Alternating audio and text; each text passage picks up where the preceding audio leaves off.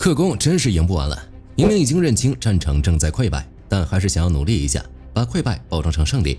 都到这种地步了，普京手下的经济部长还跑来骗他，说俄罗斯的经济增速远远超过了美欧。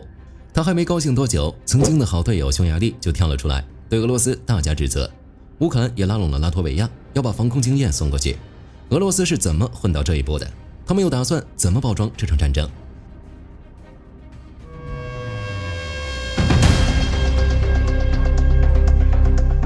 俄罗斯独立调查机构档案中心爆了个猛料，总统办公厅第一副主任基里延科的下属拿到了一份内部演示文稿，核心内容就是必须知道战争何时停手。打仗打了好几年，忽然开始研究什么时候该停，很明显就是扛不住压力了。战场之上，俄罗斯的推进越来越难，光是4月1个月，俄军就净损失了116平方公里控制区，新兵招募速度远远追不上前线的消耗，经济数字也不好看。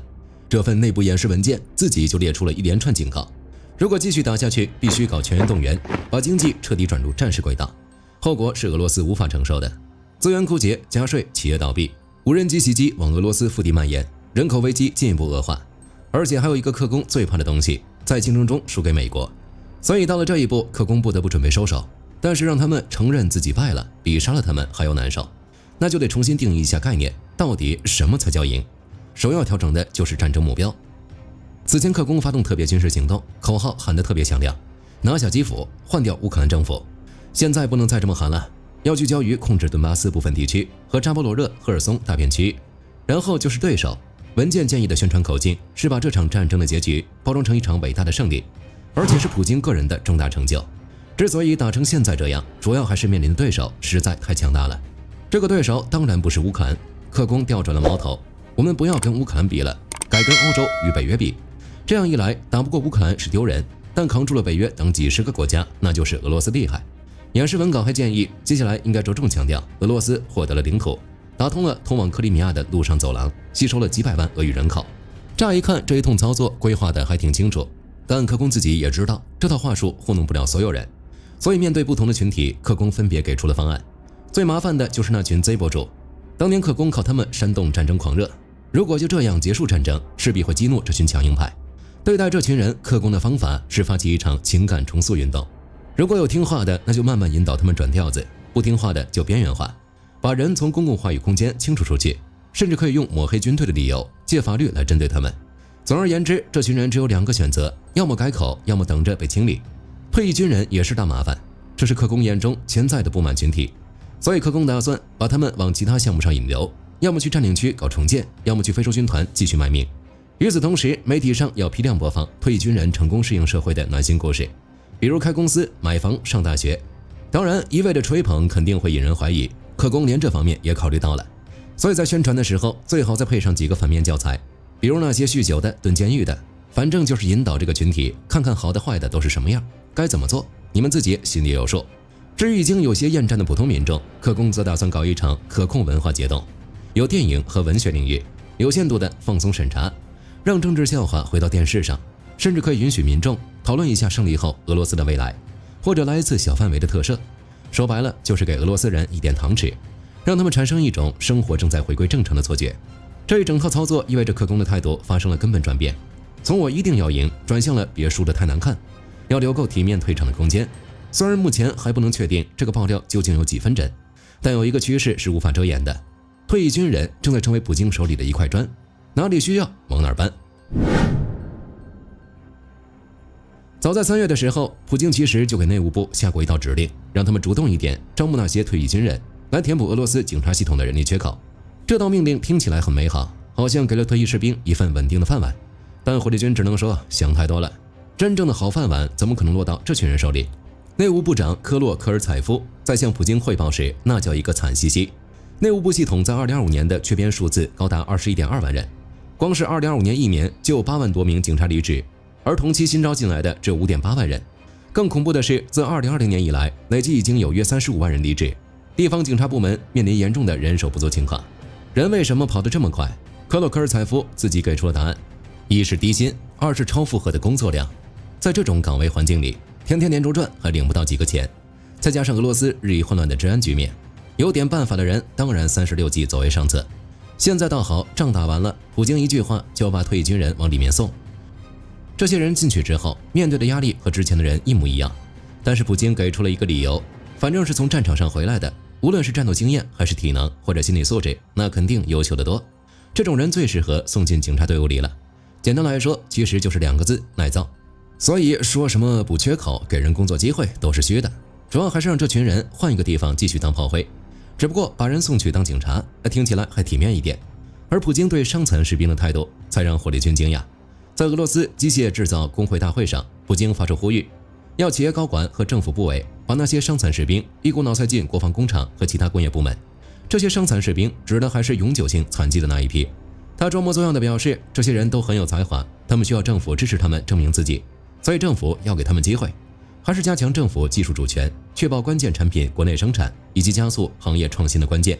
好了，冠冕堂皇的话结束。其实他会关注这一群体，原因很简单，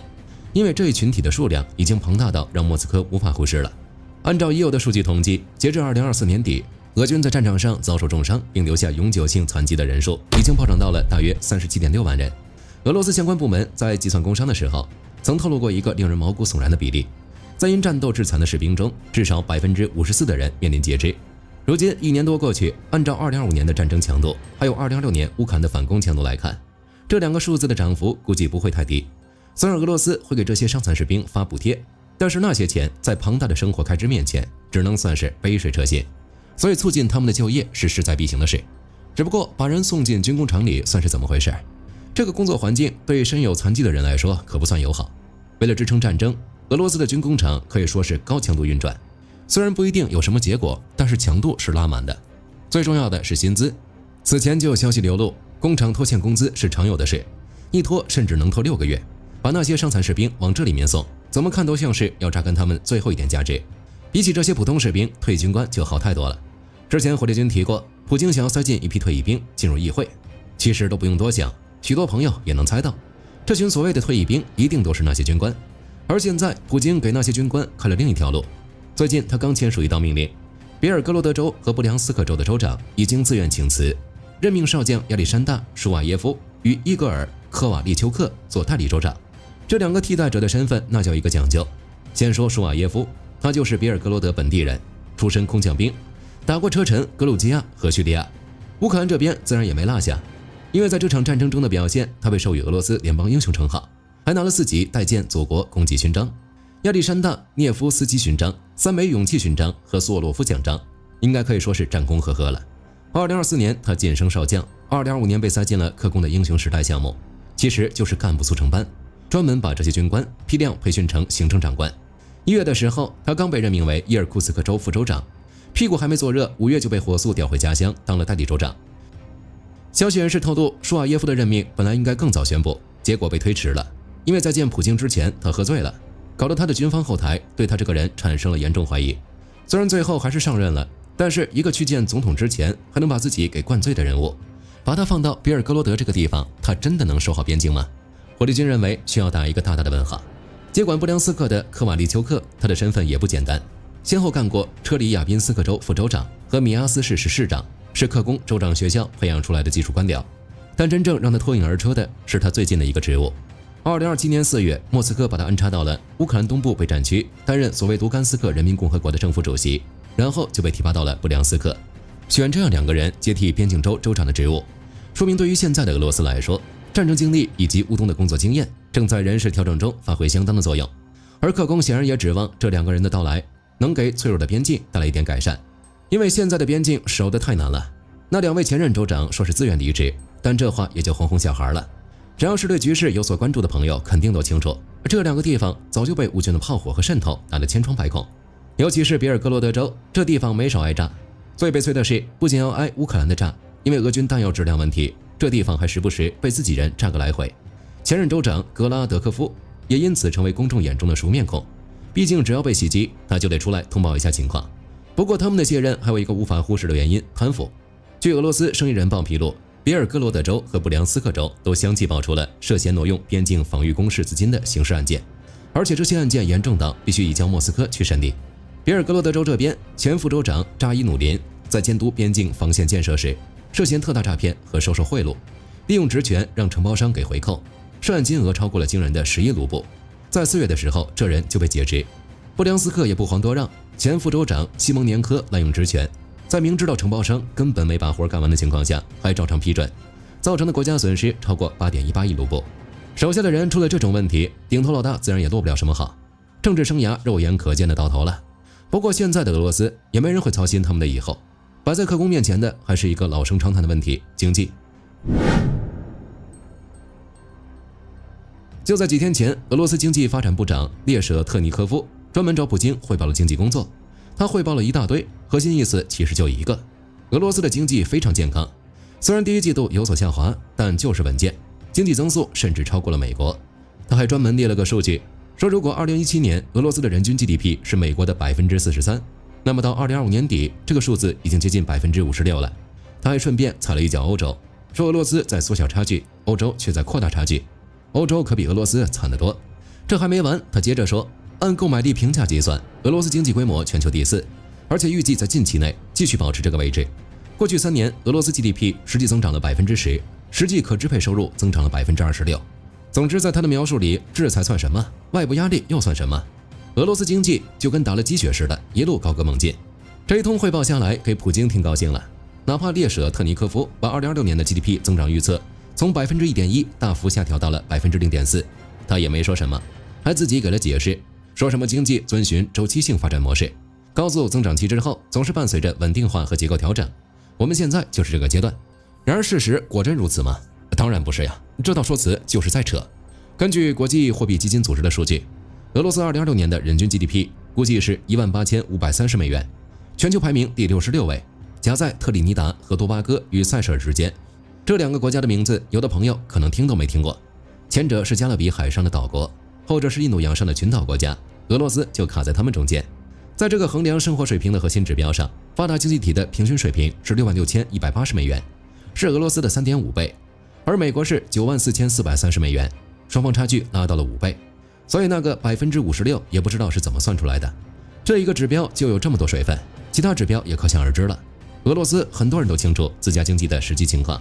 俄罗斯央行的数据显示，2026年第一季度的 GDP 同比收缩了0.5%，远远低于此前预测的1.6%增长。俄罗斯最大的银行储存银行也将2026年经济增长预期调低到了0.5%到1%之间，同时将通胀预期拉高到了6%到6.5%。